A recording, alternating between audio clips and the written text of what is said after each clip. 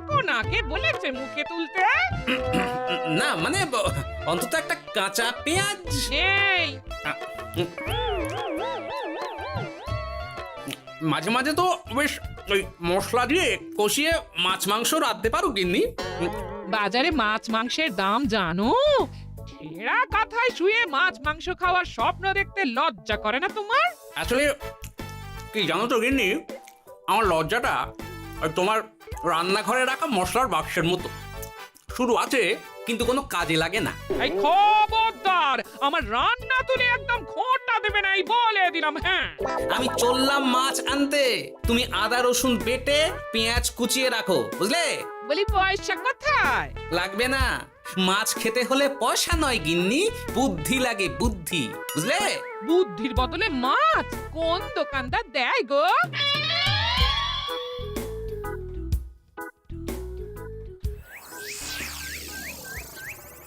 না না না না না, কিছুতেই বুঝে উঠতে পারছি না। এই নিন জাহাপনা, আপনার জন্য আম পোড়া শরবত এনেছি, খেয়ে নিন। পোড়া কপাল আগে সামলাই, তারপর আম পোড়ার শরবত খাবো। সে কি জাহাপনা, আম তো আপনার প্রিয় ফল। তার চেয়েও প্রিয় ক্ষমতার লোভ। এদিকে কৃষ্ণনগর ঠিক যেন পাকা হিমসাগর, ওদিকে বর্ধমান যেন হৃষ্টপুষ্ট ফজলি, আর খাম্বাজ রাজ্য যেন লাল হলুদ গোলাপ ঘাস। এদের একসঙ্গে খেতে না পারলে আমার ঠিক ভাত হজম হচ্ছে না উজির। হবে হবে, খুব তাড়াতাড়ি এই রাজ্যগুলো আপনার বর্ষতা স্বীকার করবে জাহাপনা। শুধু চাই সঠিক উপায়। কি উপায়? এদের সঙ্গে যুদ্ধে লড়ে আপনি সহজেই রাজ্যগুলো জিতে নিতে পারেন জাহাপনা, কিন্তু তাতে রাজ্যবাসীর ভালোবাসা পাবেন না। রাজ্যবাসীর ভালোবাসা পেতে হলে প্রমাণ করতে হবে তাদের রাজারা অপদার্থ। কি বলছো উজির? আমার তো কিছুই মাথায় ঢুকছে না। আপনি হলেন বাংলার নবাব, আর কথায় আছে না, মাছে ভাতে বাঙালি। বাঙালিকে না বুঝলে বাংলা জিতবেন কিভাবে? আসুন আসুন জাহাপানা, আসুন, আমি আপনাকে বাতলে দিই বাংলা জেতার উপায়। সাব্বাস উজির, তোমার বুদ্ধিটা ঠিক পাকা ল্যাংড়া আমের মতো না, মিষ্টি।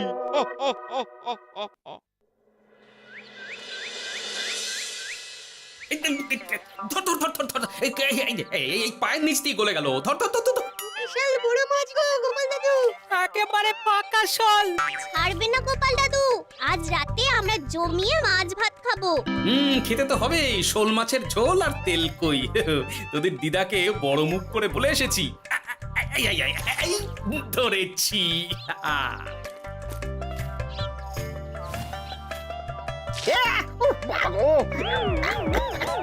ছি ছি ছি ছি, কি দুর্গন্ধ! গোপালকে ছাড়বেন না মহারাজ, ও ইচ্ছে করে আমার মুখে কাদা ছুঁড়েছে। ঠাকুর বলেছেন মানুষ নিজের কর্মফল একদিন না একদিন ঠিক পাবে। মন্ত্রী মশাই যে এত তাড়াতাড়ি পেয়ে যাবেন ভাবতেই পারিনি। দেখেছেন মহারাজ, দেখেছেন? দোষ করে এখন আবার ধর্মের বাণী দিচ্ছে। তুমি রাজসভা কামাই করে এসব কি করছো গোপাল? যা সামান্য বেতন পাই সব পেঁয়াজ রসুন কিনতেই ফুরিয়ে যায় মহারাজ, তাই মাছটা নিজেই ধরে খাচ্ছি। হ্যাঁ? মহারাজ আপনার পায়ে পড়ি। থাক থাক, আর আমার পা ছুঁতে হবে না গোপাল। কেন মহারাজ? আমি তো মন থেকে আপনাকে সম্মান করি, বলুন। এ তো আচ্ছা জ্বালাতন। মুর্শিদাবাদের নবাব বাহাদুর আপনাকে একটি বিশেষ পত্র পাঠিয়েছেন, অনুগ্রহ করে গ্রহণ করুন।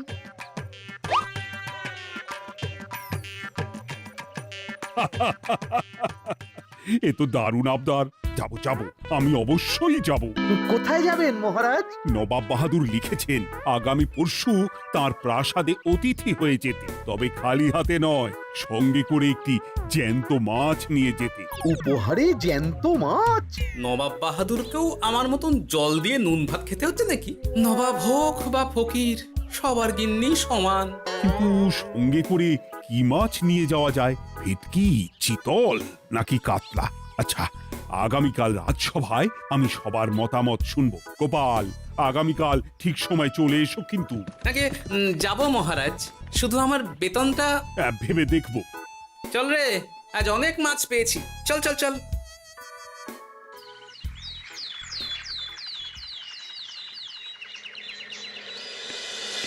কি মহারাজ, আপনাকে এত চিন্তিত দেখাচ্ছে কেন? নবাব বাহাদুরের জন্য কি মাছ উপহার স্বরূপ নিয়ে যাওয়া যায় সেই চিন্তায় গতকাল রাতে আমার ভালো ঘুম হয়নি মন্ত্রী।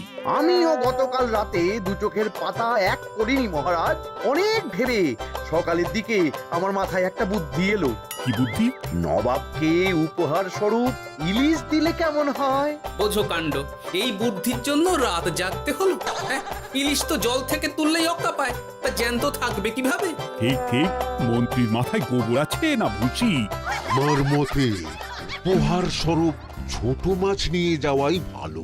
এই যেমন ধরুন ওই পুঁটি মাছ, যেও খেতে পারবেন আবার ঝালও খেতে পারবেন। ছি ছি ছি ছি ছি, সবাই হাসবে যখন দেখবে কৃষ্ণনগরের মহারাজ উপহার স্বরূপ নিয়ে গেছেন পুঁটি। ওরে বাবা, তাহলে থাক বাবা। তাহলে বাদ গেল মোট দুটি, ইলিশ আর পুঁটি। আমার মতে কাতলা দেওয়াই ভালো, ওজনেও বেশি হবে। না না না, কাতলা দেখতে একদম ভালো নয়, মাথা মোটা মাছ কোথাকার। উপহারে এমন কিছু দেওয়া উচিত যা দেখতে সুন্দর হবে। হ্যাঁ ঠিক তো, তাহলে বরং ভেটকি দিয়ে দিন।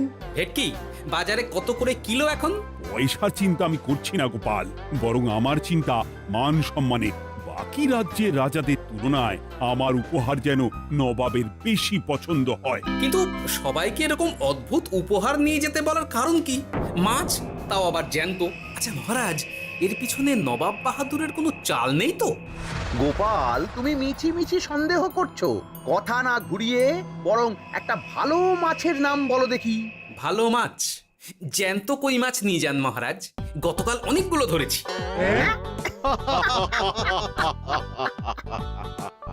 কি, এত ভালো ভালো মাছ থাকতে আমি শেষে কই মাছ নিয়ে যাব? তুমি সমাধান না দিয়ে উল্টে মজা করছো গোপাল। দূর হয়ে যাও, দূর হয়ে যাও আমার চোখের সামনে থেকে। আগে ভাড়ামো করার জন্যই তো মাস গেলে বেতন পাই মহারাজ। মানে কি বলতে চাইছো গোপাল? নবাব বাহাদুর কি চান সেটা আমরা সবাই জানি, তাই বলছি মাছের গর্তে হাত ঢোকানোর আগে পরীক্ষা করে নেওয়া উচিত ভেতরে সাপ আছে কিনা।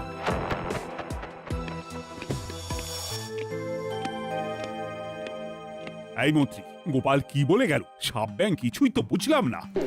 ছাড়ুন তো গোপালের কথা, আমরা বরং মাছ নিয়ে আলোচনা করি। আমার মতে জ্যান্ত ভেটকি নিয়ে যাওয়াই ভালো। আমাদেরও ওই ভেটকিতেই মত আছে। বেশ, এই নাও 100 মোহর। বেছে বেছে সবচেয়ে বড় ভেটকিটা বাজার থেকে কিনে আনো মন্ত্রী। তারপর তাকে রূপোর গামলায় জল ঢেলে রাখো।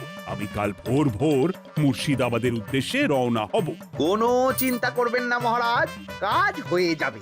যাওয়ার সময় চিঠিটাও সঙ্গে করে নিয়ে যেতে হবে। নবাবের হুকুম।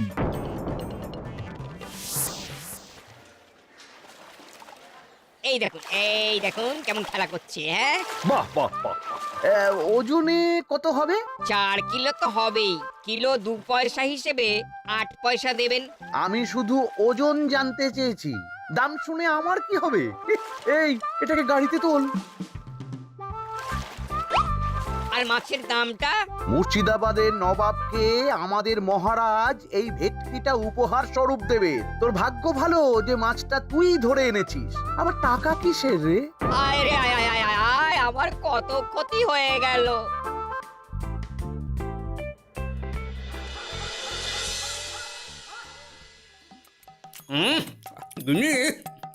তেল কৌটে যা রেঁধেছ না। বলি বলি আর কটা মাছ আছে গো? আছে তাতে আগামী 7 দিন হয়ে যাবে। হ্যাঁ, তাহলে কাল কই মাছের ঝোল খাবো, পরশু খাবো শোল মাছের কালিয়া। এসব খেয়ে খেয়ে জিভে চড়া পড়ে গেল। বাজার থেকে একটু ইলিশ ভেটকিও তো আনতে পারো। ইলিশের অনেক দাম গো গিন্নি, আর ভেটকি তো বাজারে প্রায় ওঠেই না। কে বলেছে তোমাকে? শুনলাম মন্ত্রী মশাই নাকি আজ বাজার থেকে সবচেয়ে বড় জ্যান্ত ভেটকিটা নিয়েছেন। তাই নাকি? তার মানে আগামীকাল নিশ্চয়ই মহারাজ ওটা নিয়েই মুর্শিদাবাদ যাবেন। আমার মনটা বড্ড কু ডাকছে গিন্নি। না, এভাবে ছেড়ে দিলে হবে না, একটু পরীক্ষা করে দেখতে হবে। হাজার হোক এ রাজ্যটা তো আমারও। এত রাতে আবার কোথায় চললে গো? দেখতে গর্তে সাপ আছে না মাছ।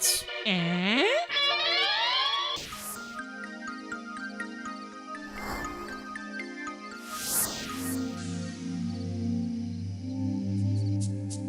এ কি গোপাল, এত রাতে? সব ঠিকঠাক বুঝেছো তো? হ্যাঁ হ্যাঁ, তুমি কোনো চিন্তা করো না গো গোপাল দাদা। তাহলে কাল উত্তরের জঙ্গলে।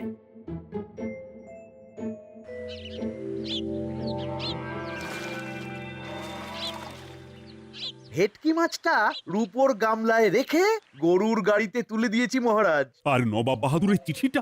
ইয়ে, সিংহাসনের উপর, নিচে, ডাইনে, বাঁয়ে সব জায়গায় খুঁজলাম, কোথাও নেই। সে কি তাহলে?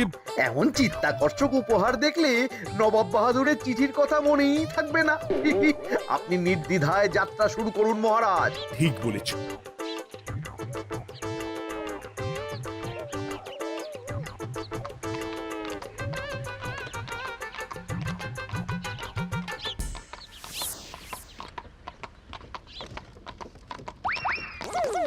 ওই তো মহারাজের রথ এসে গেছে। এই যা যা বলেছি মনে আছে তো? আছে গো আছে। ভেটকি মাছের পাতুরি আর ঝোল দুটোই রাঁধবো। হ্যাঁ, আমার ফিরতে কদিন দেরি হতে পারে, বেশি দেরি হলে তোমরা খেয়ে নিও, এবার লুকিয়ে পড়ো।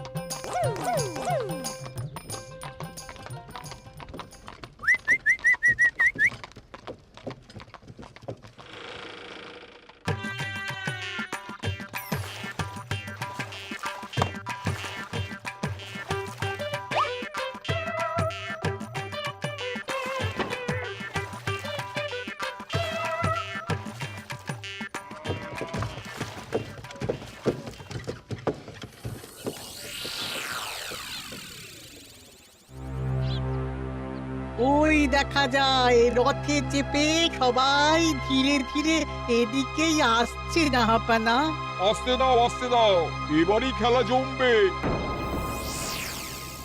এসো এসো, তোমাদের সবাইকে মুর্শিদাবাদে স্বাগত জানাই। আমার উপহারের কথা মনে আছে তো? আছে জাহাপানা আছে, শুধুমাত্র আপনার জন্য আমি নিয়ে এসেছি একটা জ্যান্ত কাতলা। এই নিয়ে এসো। আমার উপহারও কিছু কম নয় জাহাপানা, নিয়ে এসো। আর তোমরা? আর কৃষ্ণচন্দ্র, তুমি কি এনেছো? এদের সবার চেয়ে ভালো উপহার এনেছি, যা দেখলে আপনার মন একেবারে আনন্দে নেচে উঠবে। ইচ্ছে করবে এক্ষুনি হয় পাতুরি না হয় ঝোল করে খেয়ে নি। তাই নাকি? হ্যাঁ, খাস নবাব বাহাদুরের জন্য আমার বিশেষ তোফা। কই, নিয়ে এসো। এই তো কই নিয়ে এসেছি মহারাজ। গোপাল, তুমি? ভেটকি কোথায়? এতক্ষণে গিন্নি রান্না বসিয়ে দিয়েছে।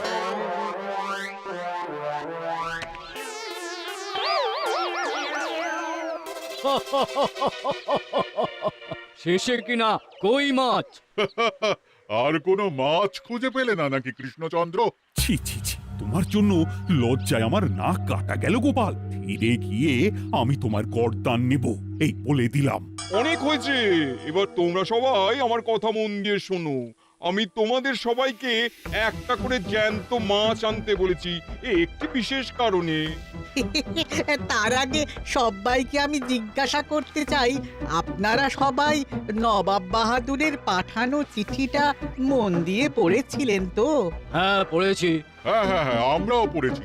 বেশ, তাহলে তো তোমরা এই আমন্ত্রণের কারণটা জানো। তোমাদের আনা মাছেদের আয়ু যতদিন, তোমাদের রাজ্যের আয়ুও ততদিন।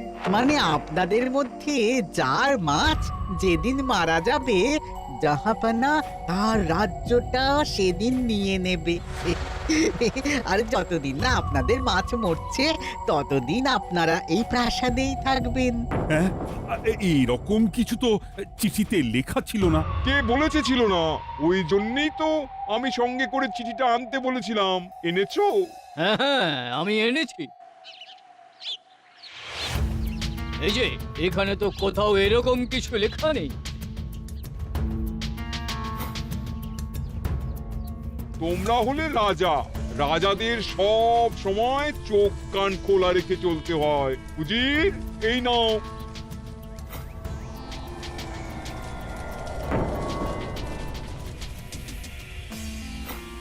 সত্যি তো, চিঠিতে তো এটাই লেখা আছে। আমাদের সঙ্গে প্রতারণা করা হয়েছে। হ্যাঁ হ্যাঁ, আমরা কেউ বুঝিনি চিঠিতে কার চুপি করা আছে। চুপ! বেশি গলা তুলে কথা বললে গলাটা শরীরের ওপরে নাও থাকতে পারে। আজ এই মুহূর্ত থেকে এই খেলাটা শুরু হলো। তোমাদের রাজ্যের আয়ু এখন তোমাদের আনা মাছেদের কাছে।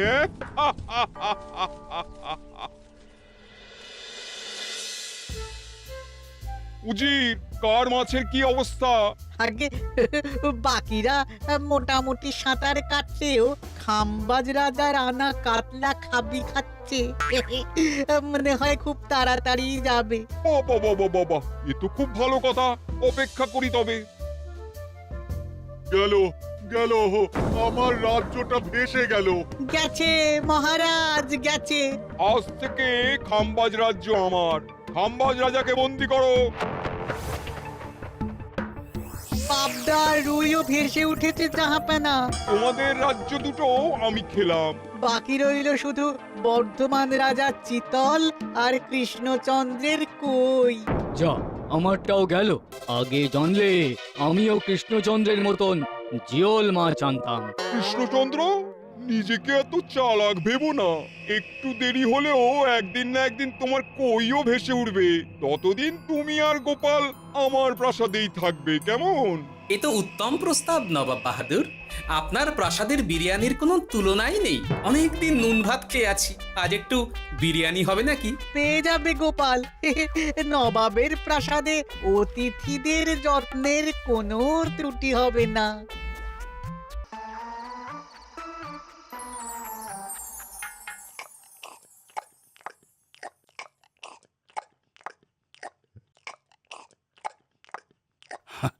আমাকে ক্ষমা করে দিও গোপাল, আমি তোমাকে অনেক কথা শুনিয়েছি, কিন্তু এখন বুঝতে পারছি কেন তুমি ভেটকির বদলে কই মাছ এনেছো।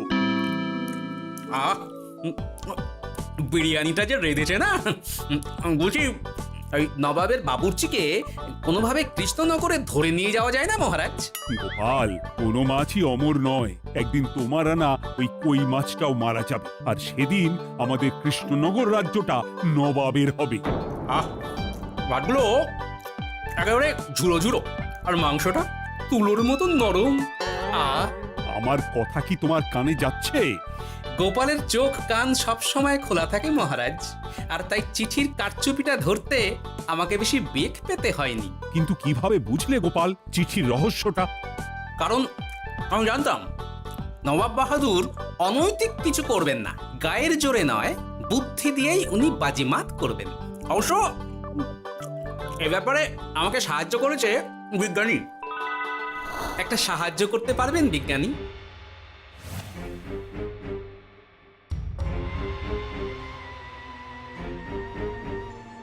তোমার সন্দেহ একদম ঠিক গোপাল।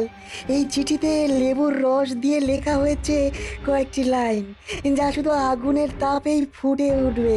এই নাও। সর্বনাশ! গর্তে মাছ নয়, বিষধর সাপ আছে। এবার কি হবে গোপাল? আগামী 7 দিন পেট ভরে বিরিয়ানি খাবো মহারাজ। ততদিনে ওরা এসে যাবে। কারা আসবে? দেখুন না শুধু।